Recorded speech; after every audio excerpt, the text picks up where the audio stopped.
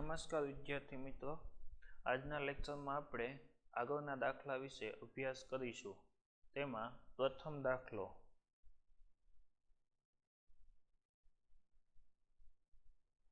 A અને B વિદ્યુત ગોળાના rating અનુક્રમે 40 વોટ અને 110 વોલ્ટ. ગોળા A માટે પાવર PA બરાબર 40 વોટ અને વોલ્ટેજ VA બરાબર 110 વોલ્ટ અને ગોળા B નો પાવર કેટલો આપેલો છે? ગોળા B માટે પાવર PA બરાબર પાવર PB બરાબર 100 વોટ અને વોલ્ટેજ VB બરાબર 110 વોલ્ટ. તો તેમના ફિલામેન્ટના અવરોધ શોધો. પાવરનું સમીકરણ વોલ્ટેજના સ્વરૂપે. પાવર P બરાબર V²/R. તેથી R બરાબર V²/P.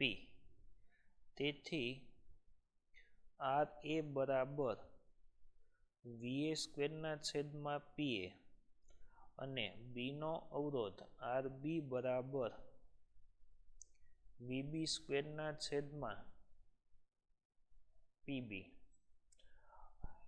હવે પહેલા A નો અવરોધ એટલે કે RA બરાબર એના વોલ્ટેજ કેટલા છે? 110. 110 નો વર્ગ એટલે 110 ગુણ્યા 110 અને છેદમાં PA. એનો પાવર કેટલો આપેલો છે? 40. આ ભાગાકાર કરશો એટલી ઉપરથી આપને અવરોધ RA બરાબર 302.5 ઓહમ મળશે. હવે આ જ પ્રમાણે B નો અવરોધ. તેથી RB બરાબર VB ની કિંમત કેટલી છે? 110. તો 110 ગુણ્યા 110 છેદમાં PB 100. આ ભાગાકાર કરશો એટલે આપણને અવરોધ RB બરાબર મળશે 121 ઓહમ.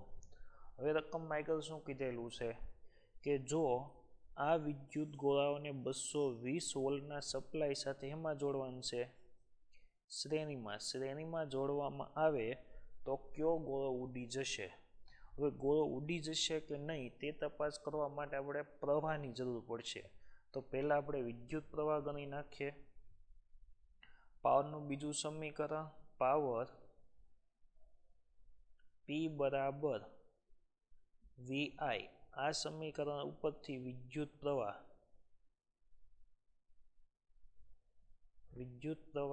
I બરાબર P/V.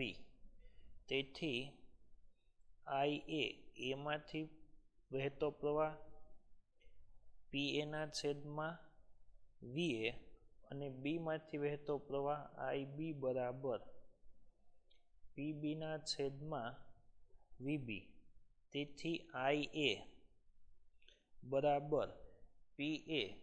PA ની કિંમત કેટલી છે આપણે? તો કે PA બરાબર 40 અને વોલ્ટેજ 110.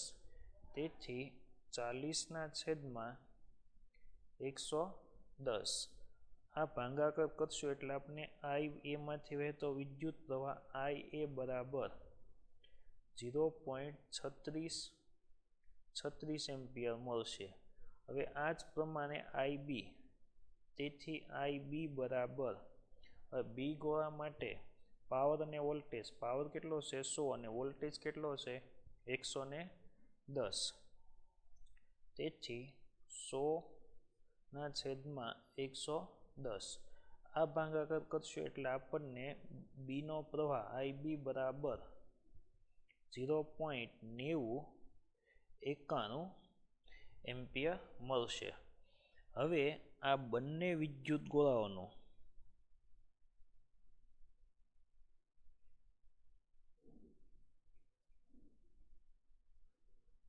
કયું જોડાણ કરવાનું છે? શ્રેણી જોડાણ.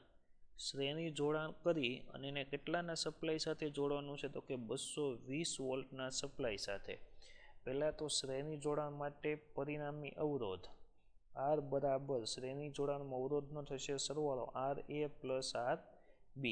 હવે આપણને A અને Bનો અવરોધ કેટલો મળેલો છે? તો કે Aનો અવરોધ 302.5, Bનો 121. તેથી R બરાબર 302.5 પ્લસ 121. હવે આ કુલ અવરોધ કેટલો થશે? તો 423.5 ઓહમ. હવે એને કેટલાના સપ્લાય સાથે જોડવાના છે? 220 વોલ્ટના સપ્લાય સાથે. તેથી પરિણામી વિદ્યુત પ્રવાહ I બરાબર Vના છેદમાં R, કારણ કે ઓહમનો નિયમ શું છે? V બરાબર IR. Vની કિંમત 220 છેદમાં 423.5. આ ભાગાકાર કરશો એટલે આપણને પ્રવાહ મળશે I બરાબર 0.515 એમ્પિયર. હવે I એની કિંમત કેટલી હતી? I એ બરાબર 0.3636 એમ્પિયર અને IB બરાબર 0.9091 એમ્પિયર. આમ I ગ્રેટર ધેન IA, કે I પ્રવાહ છે IA કરતાં કેવો છે? વધારે. જ્યારે I લેસ ધેન IB, અને I પ્રવાહ બીમાં વહેતા પ્રવાહ કરતાં કેવો છે? ઓછો છે. આથી એ ગોળામાં પ્રવાહમાં શું થાય છે? વધારો. પ્રવાહ વધતા એ ગોળો ઉડી જશે.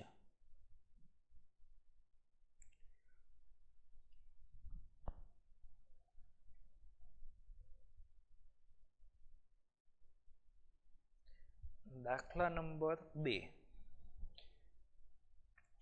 એક બેટરી સાથે જ્યારે 2 ઓહમનો અવરોધ, કેટલા ઓહમનો અવરોધ જોડવાનો છે? 2 ઓહમનો અવરોધ જોડવામાં આવે ત્યારે મહત્તમ પ્રવાહ કેટલો છે? 0.9 એમ્પિયર.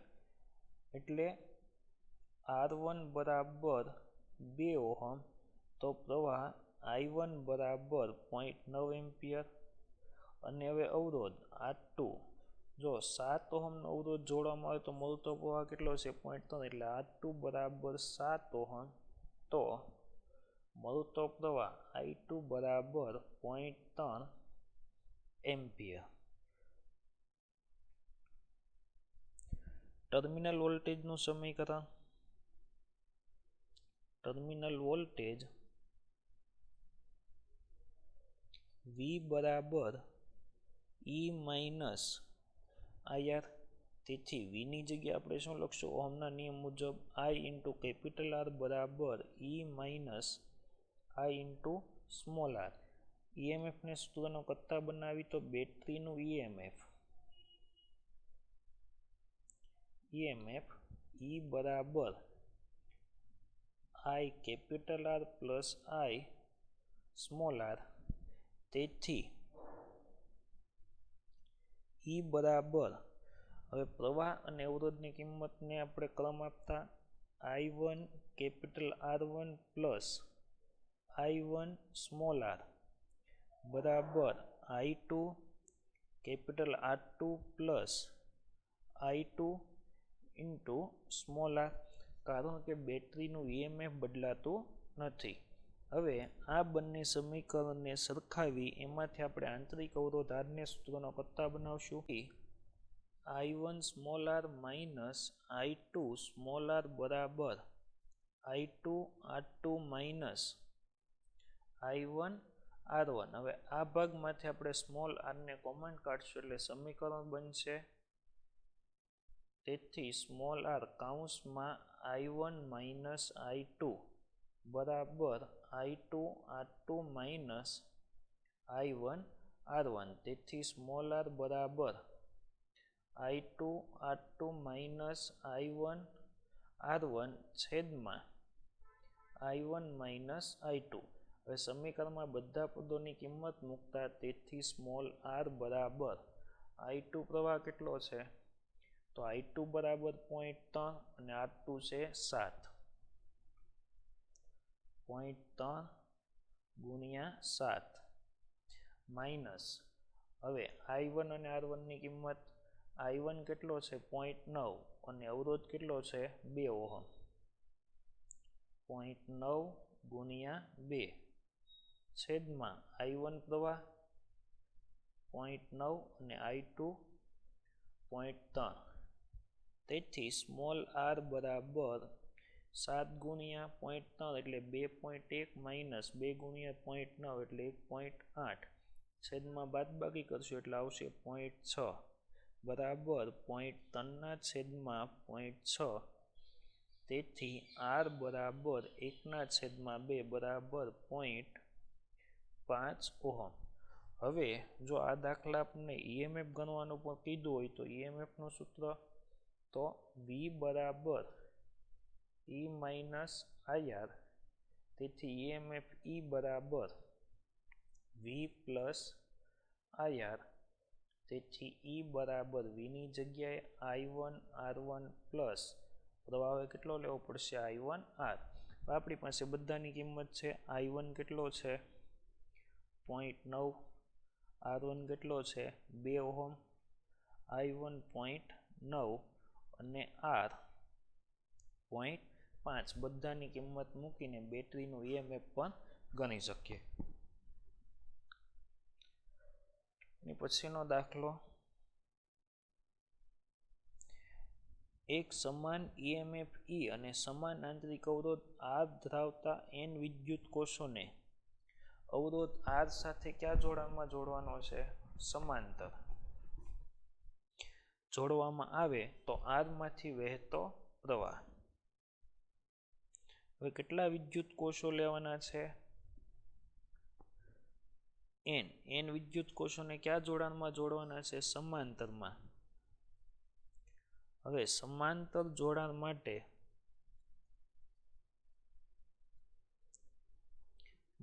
EMF કેવું રહેશે તો કે EMF અચળ તેથી બેટરીનું EMF બરાબર E અને આંતરિક અવરોધ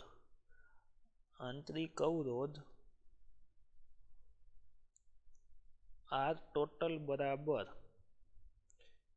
સમાન અવરોધ છે એટલે સમાંતર જોડાણ માટે આપણે આંતરિક અવરોધ કેટલો થશે R ના છેદમાં n અને હવે આ જે ટોટલ જોડાણ છે એમાં લેવાનું છે શ્રેણી એટલે કે આ R ટોટલ ને કેપિટલ R અવરોધ સાથે એમાં જોડવાનો છે શ્રેણીમાં જોડો એટલે કુલ અવરોધ કેટલો થશે કુલ અવરોધ બરાબર R total plus capital R એટલે કે R ના છેદમાં n પ્લસ કેપિટલ R તેથી વિદ્યુત પ્રવાહ I બરાબર E ના છેદમાં અવરોધ પરિણામી અવરોધ તો EMF E ની જગ્યાએ તો E જ રહેશે પરિણામી અવરોધ કેટલો છે R ના છેદમાં n પ્લસ કેપિટલ R. હવે છેદમાં લસા લે એટલે સમીકરણ બનશે E ના છેદમાં small r plus n into capital R છેદનો છેદ જશે અંશમાં તો કુલ પ્રવાહ કેટલો મળે આપણને n E ના છેદમાં સ્મોલ r પ્લસ nr. રકમમાં સમાંતર જોડાણ છે ત્યાં લખી નાખજો શ્રેણી જોડાણ.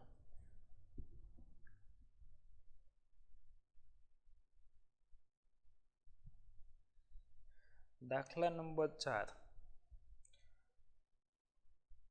આકૃતિમાં દર્શાવેલ પરિપથમાં 10 ઓહમના અવરોધમાંથી પસાર થતા પ્રવાહને કારણે 1 સેકન્ડમાં કેટલા કેલરી ઉષ્મા ઉત્પન્ન થાય છે 10 કેલરી. આમાંથી ઉત્પન્ન થતી ઉષ્મા કેટલી છે 10 કેલરી. તો 4 ઓહમના અવરોધમાંથી પ્રતિ સેકન્ડે કેટલી ઉષ્મા ઉત્પન્ન થશે. પહેલા તો આપણે પ્રવાહની ગણતરી કરવી પડશે અથવા વોલ્ટેજ. પ્રતિ સેકન્ડે કીધેલું છે એટલે પાવર અને ઉર્જા સમાન જ થશે, મતલબમાં ઉષ્મા. તેથી પાવર P બરાબર v²/r. અહીંથી આપણે v² સૂત્રનો કરતા બનાવશું તો v² બરાબર P × r. હવે P આપણે ઉર્જા ગણવાની છે, પણ સમય તો પ્રતિ સેકન્ડે જ કીધેલું છે એટલે પાવર અને ઉર્જા સમાન થઈ જશે. એટલે કેટલી લખશું? 10. r કેટલો છે? 10. શેની કિંમત? v². તો v² બરાબર કેટલા થશે? 100. તેથી v બરાબર 10 વોલ્ટ. હવે ઉપરનો પરિણામી અવરોધ કેટલો થશે? ઉપર 4 અને 5 આ કયું જોડાણ છે? શ્રેણી જોડાણ. શ્રેણી જોડાણમાં અવરોધનો સરવાળો એટલે એનો અવરોધ કુલ કેટલો થશે? 9 ઓહમ.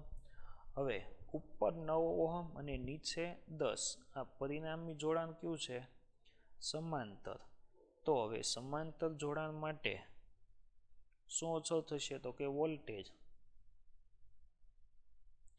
સમાંતર જોડાણ માટે v1 બરાબર v2.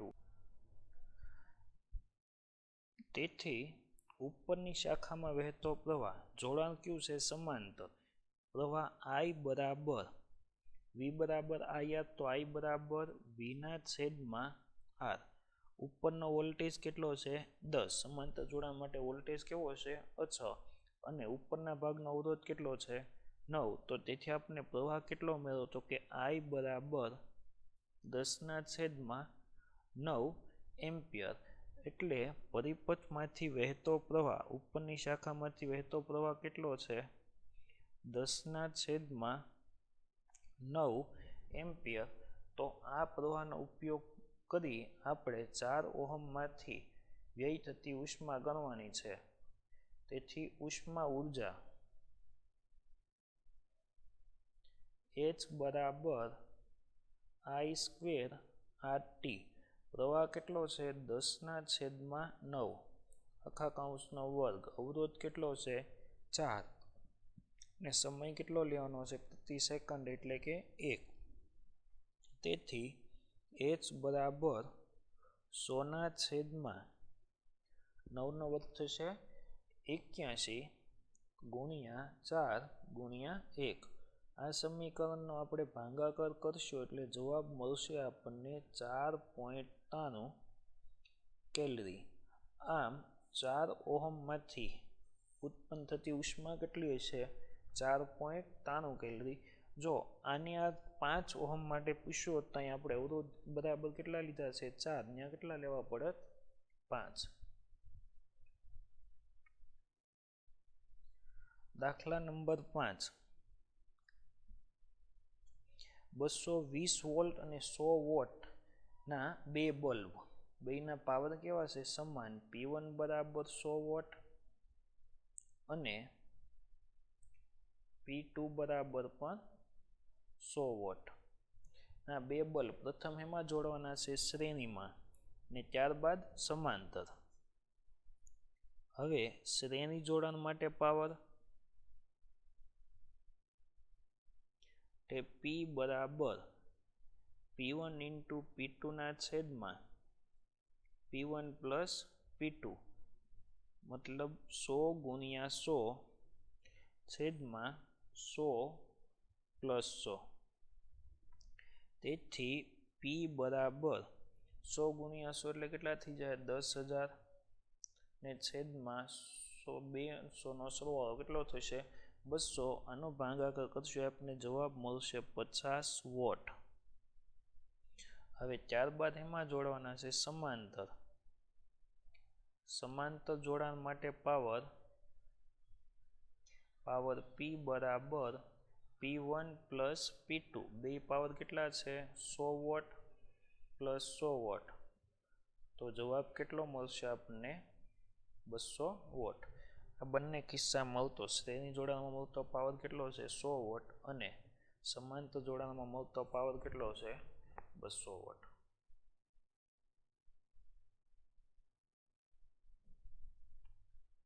ત્યાર પછીનો દાખલો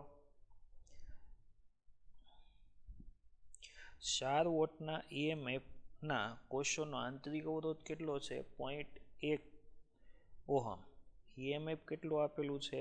EMF E બરાબર 4 વોટ. આંતરિક અવરોધ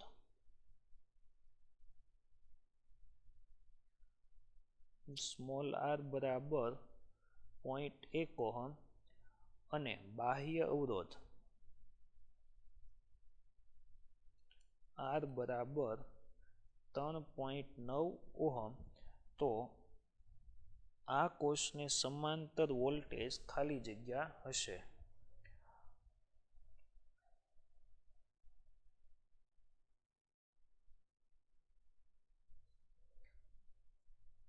પહેલા તો આપણને શેની જરૂર પડશે? વિદ્યુત પ્રવાહ. વિદ્યુત પ્રવાહ માટે ટર્મિનલ વોલ્ટેજ V બરાબર E માઇનસ IR. તેથી V ની જગ્યા I ઇન્ટુ કેપિટલ R બરાબર E માઇનસ IR. તેથી IR પદ એક બાજુ ભેગા કરશું તો I બરાબર I કૌંસમાં capital R plus small r બરાબર E. તો I બરાબર E ના છેદમાં capital R plus small r. EMF કેટલા છે? 4 વોટ છેદમાં બાહ્ય અવરોધ 3.9 પ્લસ આંતરિક અવરોધ 0.1 ભાગાકાર કરશું એટલે પ્રવાહ કેટલો મળશે આપણને? 1 એમ્પિયર. અને આ પ્રવાહ ઉપરની ટર્મિનલ વોલ્ટેજ V બરાબર E માઇનસ IR. EMF આપેલું છે 4 વોલ્ટ માઇનસ પ્રવાહ 1, આંતરિક અવરોધ 0.1. તો 4 માઇનસ 0.1 બરાબર 3.9 વોલ્ટ.